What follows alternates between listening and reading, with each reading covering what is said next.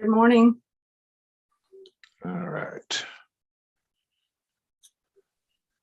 Good morning, Counsel. My name is Steve Hill. I have been, all right, very good. Got that too.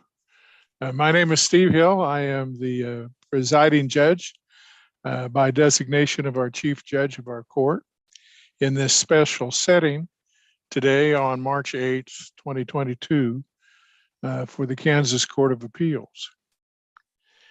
Counsel, it's my pleasure and honor to be on this panel with two terrific Court of Appeals judges. One is Anthony Powell and the other is Amy Klein. Now we have read your briefs. We have also received a memorandum from our research staff concerning your case, and we've read that. So I think we're ready. You might be prepared for a few questions. From time to time, this panel likes to ask questions, so be alert because we might ask you a question. Now, I think we'll go ahead and announce the case. It's number 123063, Kansas Fire and Safety Equipment versus the City of Topeka. Now, this is an appeal and a cross appeal. And that means basically you have two subjects to talk about. And for the appellant's counsel, I would ask that you be sure to apportion some of your argument for the cross appeal, if you would. I would certainly appreciate that, and I'm sure the other members of the panel. Now, since this is a special setting, I might grant a little extra time here today because of the cross appeal. Also, under our rules, you have the appellate counsel has the opportunity for rebuttal time. So if you do represent the appellant and wish to reserve some rebuttal time, let me know, and I'll make sure that you get it. So with that in mind, let's begin with the appearance of counsel for the appellant. Good morning, Your Honors. May it please the court. My name is Jason Pryor, and appearing with me is John Hamilton on behalf of the appellants, Kansas Fire and Safety Equipment, and Hal G. Richardson and his associated entities. Counsel, you will be arguing the cause? Yes, Your Honor. Jason Pryor will be arguing, and I would respectfully request to reserve 5 minutes for rebuttal and to address the cross appeal arguments. All right, very well. For the appellee and cross appellant.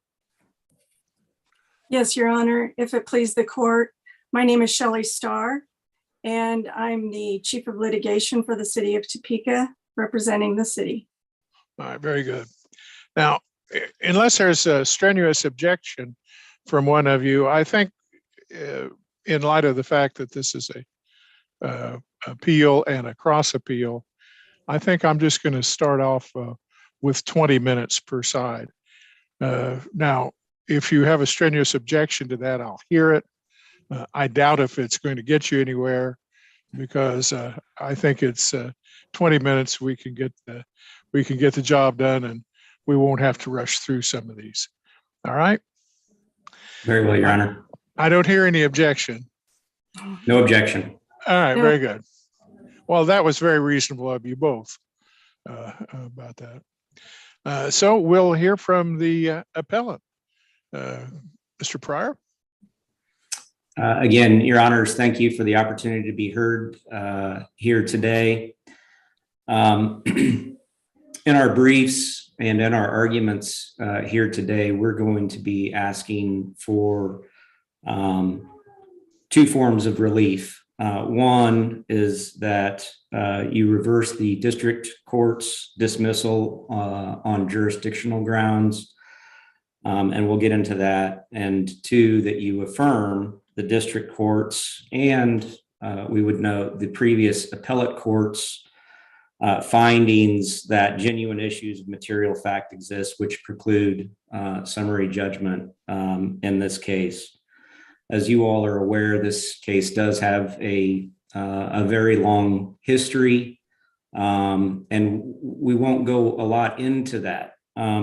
Suffice it to say, and we'll get into it when we get into our arguments, that there are a lot of knowns about this case, things that we know, things that have been established by the previous appellate court's rulings. And so we're here on some pretty narrow issues, but those narrow issues really go to some of the fundamental tenets that we hold true here in Kansas and that have been prescribed by the legislature. And the first of those is adoption of the Federal Uniform Relocation Assistance Act. And it's been said of that act that the purpose of it is to ensure that displaced persons shall not suffer disproportionate injuries as a result of programs and projects designed for the benefit of the public as a whole, and to minimize the hardship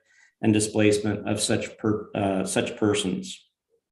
In Frick, the court said that the Kansas legislature enacted the provisions at issue in this case for the sole purpose of implementing the URA by requiring Kansas agencies and departments to comply with its provisions when providing relocation payments and assistance. So with that, Your Honors, I will go ahead and jump in. What do we know from the previous cases? We know that our clients, the appellants in this case, are displaced persons as defined by the federal act. That was decided by a panel of this court in the first Court of Appeals case. What else do we know? We know that there are disputed material facts that prevented summary judgment previously, and those facts have not changed. Yet you're going to be hearing from the city that somehow the facts have become clear and are not disputed, when that's just simply not the case. And there has, Counsel, let me stop you there if I could. Has there been a trial? Has there been evidence presented to the court in any proceeding concerning these cases? No, Your Honor, and that's one of the fundamental reasons why we believe that the district court erred in its decisions in this case. There has been no trial, and notably, there wasn't even a pretrial order entered in the case. There had been a petition and an answer, and there had been discovery. But outside of that, there had been no adjudication on the merits, no pretrial order entered. And so, again, one of the things that we're going to be talking about is Kansas courts' direction and, the fundamental principle that cases should be adjudicated on their merits. And even now, 8 years after the filing of this case, there has been no adjudication on the merits. Now, what do we have to? Well, you've got a question there. Yep, sorry. May I ask you one question? When I read the district court's order, am I correct in saying that the judge granted summary judgment solely on the basis of jurisdiction? It didn't rule on any of the other issues before the court. So it didn't make any secondary or alternative rulings on the factual allegations. It simply ruled on the jurisdictional question. Is that right? I think that's a fair statement, Your Honor. It did make its ruling in this instance on the jurisdictional grounds, essentially the court held that there's no private right of action under KSA 26518. And if you'd like, I can go ahead and jump into the court's ruling and why we disagree with that particular ruling. The court held that there is no private right of action under 26518, and the court reasoned, it went through some analysis, but essentially it relied upon the fact that, well, it relied upon the two-part test that has been established by Kansas courts to determine whether or not a private right of action can be implied by statute. And that two-part test discusses whether the statute is designed to protect a specific group of people rather than the general public, and does the legislative history show a private right of action was intended. It's our position, Your Honors, that the court got that wrong. The court, in a very, very short statement, just found that the Eminent Domain Procedure Act, it really only evaluated 26518, but found that it was designed and implemented by the Kansas legislature for the good of the general public. And while certainly that's true, the general public is benefited by 26518, we believe that the statutory scheme in the Eminent Domain Procedure Act and the Kansas Relocation Act are much more narrowly tailored to protect the interests of a narrower group of people. Counsel, speaking of that Relocation Act, I mean, to be upfront, my biggest question here is, why did your clients not have to follow the procedure set forth in the Relocation Act and KSA 58-3509? It's a good question, Your Honor. In talking with counsel about what the history was, it's my understanding that the communications with the city of Topeka were very, very brief. We brought it to the attention of the city that our clients should be entitled to relocation benefits. They simply declined, and there was some follow-up communications. It became clear, and frankly, I'm not sure whether any of this is in the record, but I'm just addressing what I know. So I apologize for that. But it became clear that they were going to be stalwart in that position and that nothing else would be provided. I can tell you that from representing many condemning authorities, I kind of do both sides. The standard practice, if there's going to be a question about a determination of whether a person or entity is displaced, best practice is certainly to afford them and to let them know of their potential rights under the Federal Relocation Act, and to say, if you would like the opportunity to be heard, we can appoint an independent hearing examiner as provided under 58-3509. That was never done by the city. It was always just, this is done, the determination's been made, and that's it. Now, could there have been some follow-up? Probably. But again, I think what is at issue and what's implicated by that is when you look at, 58, 3508 and 3509 and 26518, because it is identical, the onus is really on the condemning authority to provide how it describes fair and reasonable relocation payments and assistance. You need to inform the affected entities of their rights. That's just an issue of fundamental fairness. And so where are you getting your authority for a requirement that the city was obligated to tell your clients about the procedure set forth in 3509? Well, I think in the federal act, there are many instances where authorities that are under that regulatory scheme, or that regulatory scheme, are charged with providing that assistance and those warnings and implementing those safeguards so that displaced persons and entities can receive the fair and reasonable assistance to which they're entitled. And again, I would just stress the form assistance. It's on them to provide that assistance to make sure that those affected persons or entities are treated fairly and reasonably. And in this instance, I don't think that that was done. So again, I don't think I've directly answered your question, other than to say that it certainly there could have been a follow-up letter and said we need to implement these procedures. But likewise, there was nothing done by the city of Topeka informing the litigants of a preferred procedure or anything else. And so suffice to say, none of that was done on either side.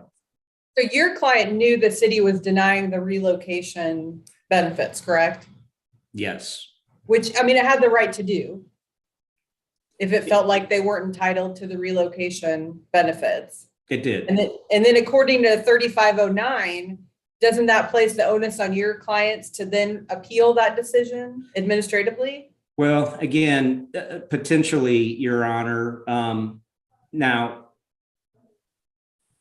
a lot of that, I guess I would say, is a little bit water under the bridge. We've made it this far, and that issue has never been raised. Nevertheless, I don't disagree with the position that it could have been done.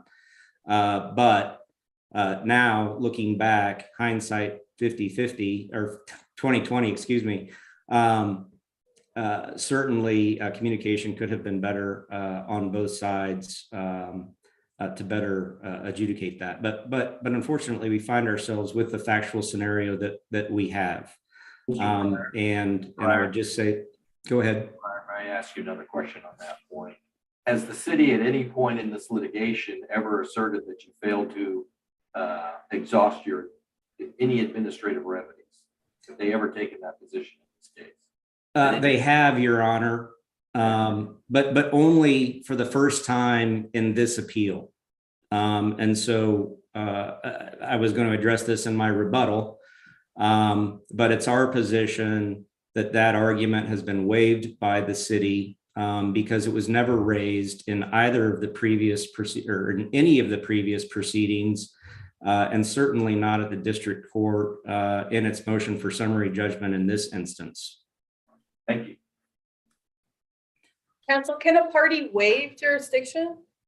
No, Your Honor. A party cannot waive jurisdiction, but they can certainly waive arguments related to procedural issues such as failure to exhaust administrative remedies, et cetera.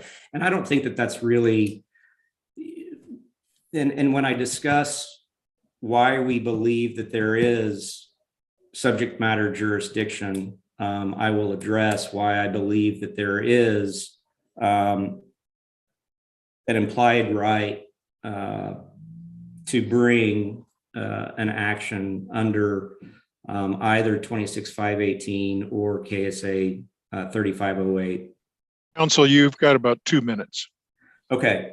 Why do you need an implied right if you already have a statutory right set out in 3509? Well, again, this was brought under 26-518. And again, we can see they are identical statutes. We really don't see a difference. I would just highlight to the court that we cited 2 instances where cases have been brought in Kansas district courts that have made it to the appellate courts, and the jurisdictional issues have never been an issue. In fact, all of the courts have found that indeed there is a right to the cause of action for the relief that's described in the federal act. The first example of that is the Stallmaker case. I understand that that is an unpublished opinion, but we think that it's important for the court to be aware of. That was a relocation case that's very analogous to this case.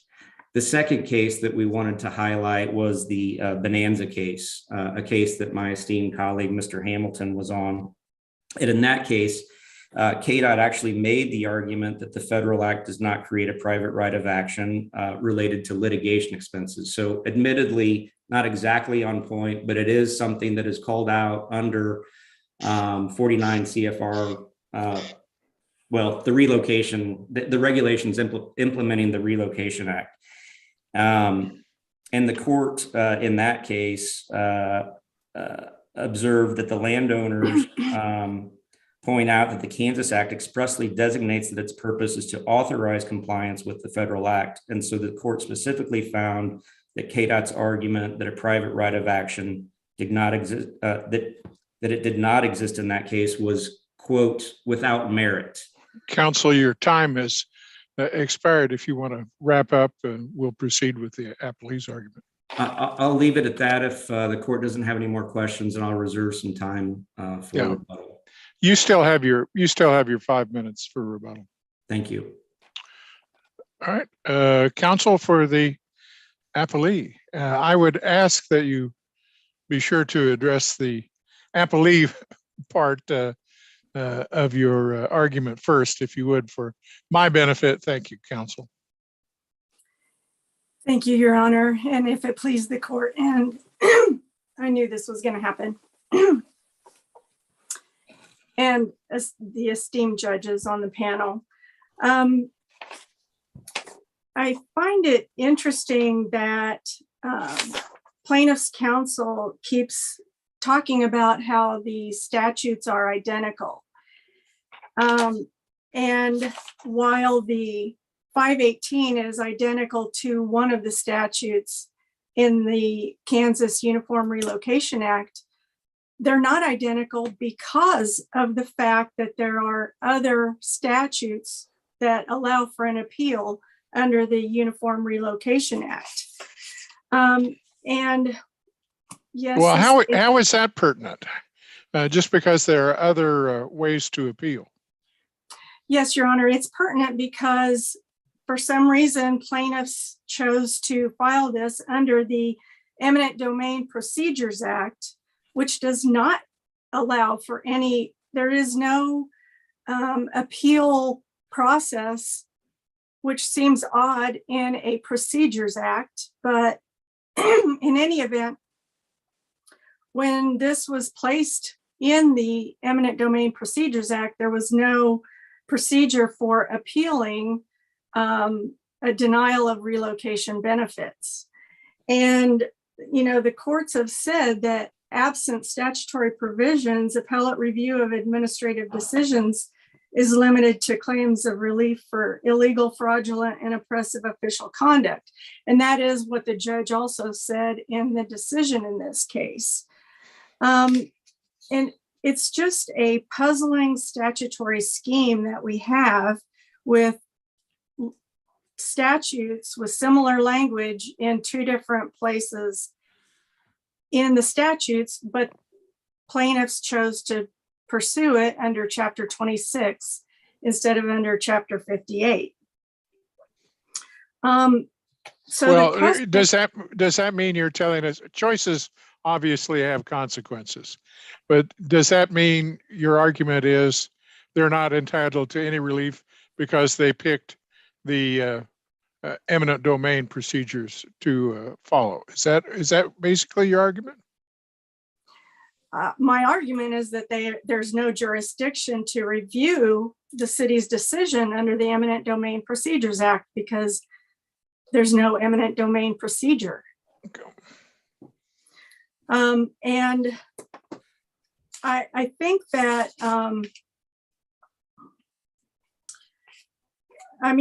the plaintiffs make several arguments regarding standard practice and so on, but they don't really, there is nothing in either of these two statutes that require the notice or anything that he alleges that we did. And his position that the city's notice to them was defective.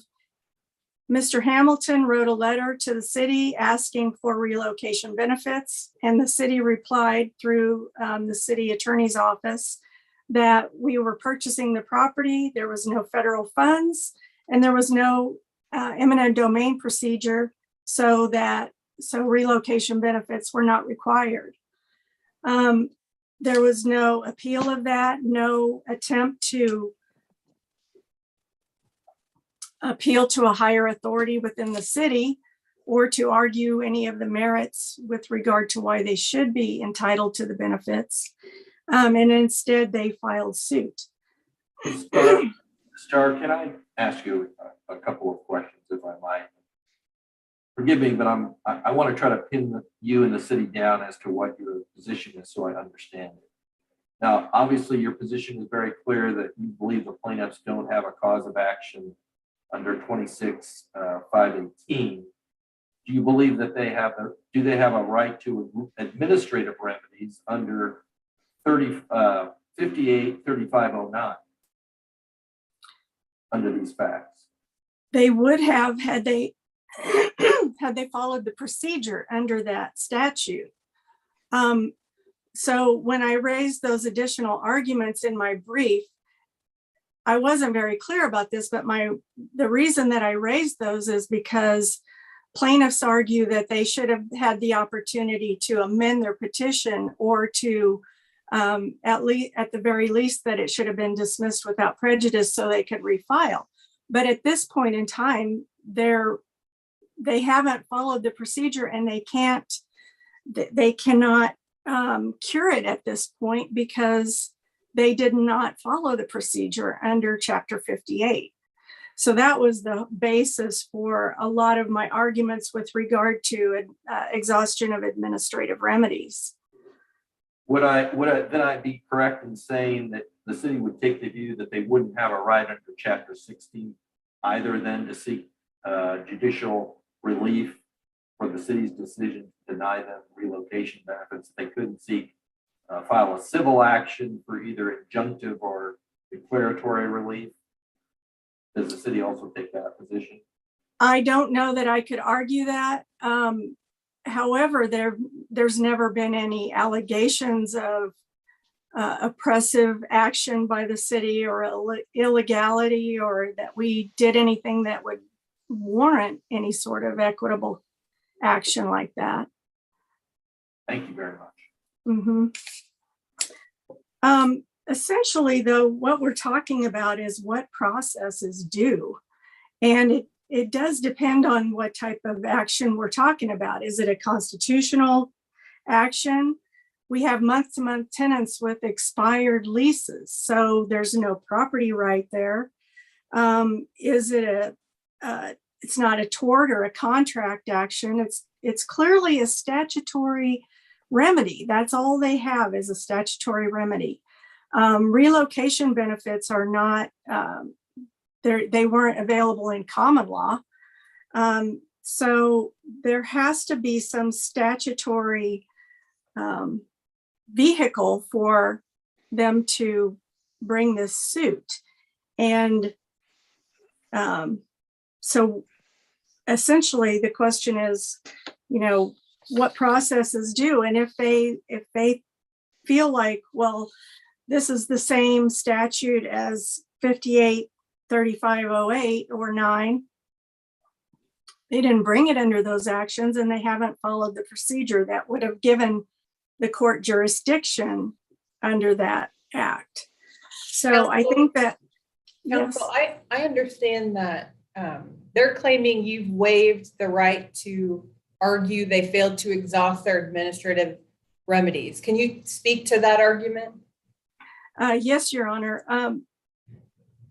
Essentially, as I mentioned previously, the argument is it would be futile for them to dismiss this case and refile it within the 6-month saving statute under 58-3508 or 9 because they didn't follow the procedure that was required under that. So the exhaustion of administrative remedies argument essentially goes to the futility of that, which they are arguing that the judge was incorrect by not giving them an opportunity to amend their petition. So You're arguing it's futile because the statute gives them 60 days to appeal the notice of determination that they're not entitled to the relocation benefits? Yes, Your Honor. Okay, thank you. And that they did receive that in October of 2013. They didn't file suit until, I believe it was February of 2014.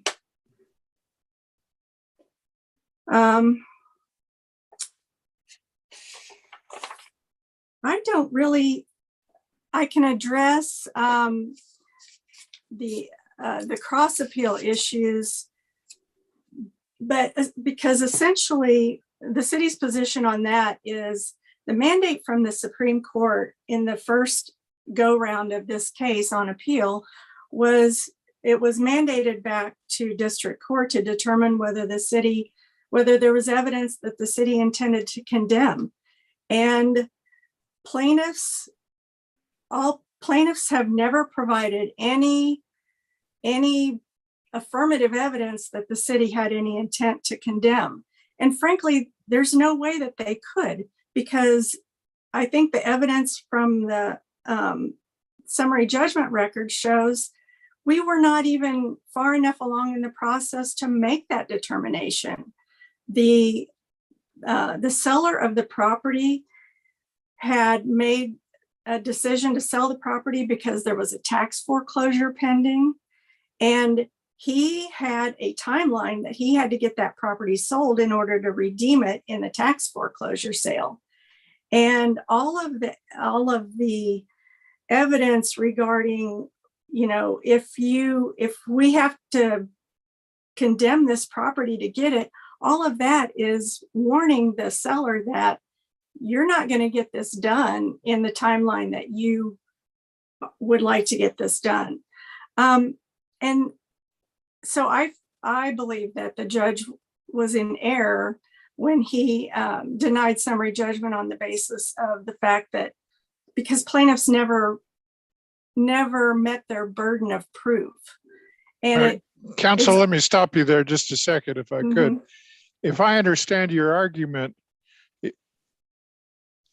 you're actually saying that the district court on remand exceeded the mandate that was directed by the Supreme Court? No, Your Honor. In the first instance of this case, the judge found that the evidence shows that there was no intent by the city to condemn and no any affirmative movement or evidence that they intended to condemn. Well, when it was remanded back by the Supreme Court said, well, you have to use broader evidence than that. And frankly, we had never even done discovery. So after discovery was completed after remand, it became clear that the whole process with regard to purchasing the property was controlled more by the seller than by the city. And that goes back to the finding originally that the plaintiffs are displaced persons. We did not appeal that decision because there was not enough information in the record to dispute that. But after remand, it became clear that the plaintiffs are not even displaced persons. Now that has not been argued, and I'm not arguing it at this point, but because there was never any authority to overturn the Supreme or the Court of Appeals ruling that we didn't appeal, it became the law of the case. But I am now in a position that I have to argue that again, but it's still the law of the case. And I don't know that it's a procedural conundrum, I guess, is my problem with that. But the bottom line is, even if they consider the statute, whether the city had an intent to condemn and whether they're displaced persons, the plaintiffs cannot meet their burden of proof with regard to that evidence. They have to have some affirmative evidence And all they have is evidence that condemnation was mentioned in emails. There was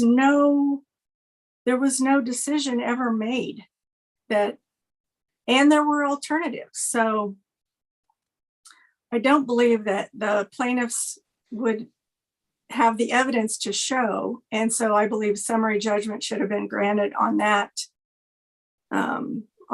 count as well. I have no further. Counsel, you still have a few minutes left, but we will punish no attorney if they don't want to use up all of their time. I can assure you of that. I stopped talking when I ran out of things to say. Well, we appreciate that, counsel, because there are many who don't. We'll move then to your rebuttal, Mr. Pryor. Okay. Let's see, I think we allowed, you wanted 5 minutes, is that right? Correct, Your Honor. All right, you may begin. Thank you. I'll start just, and I just want to touch on this very, very briefly. We mentioned this in our brief. The